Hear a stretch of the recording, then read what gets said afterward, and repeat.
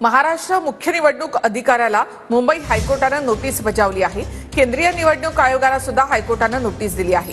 विधानसभेमध्ये संध्याकाळी 6 वाजल्यानंतर 76 लाख मतदान कसं यावर याचिकेमध्ये आक्षेप घेण्यात आलाय। निवडणूक आयोगाने 6 नंतरच्या मतदानाचे व्हिडिओ द्यावेत। सुनावणीच्या दरम्यान प्रकाश आंबेडकर यांनी जोरदार युक्तिवाद केलाय।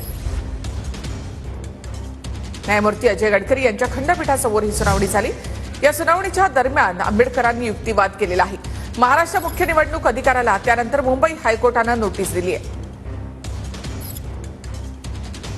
संध्याकाळी 6 नंतरच्या मतदानावर आयोगाला नोटीस देण्यात आली।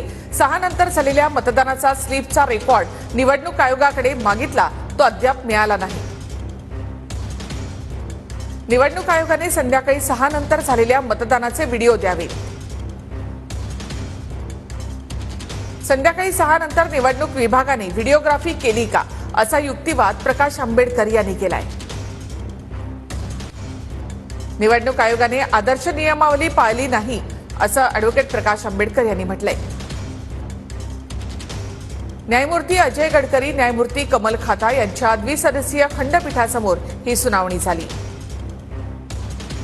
2 आठवड्यामध्ये नोटीसीला उत्तर देण्याचे आदेश हायकोर्टानं दिले आहे।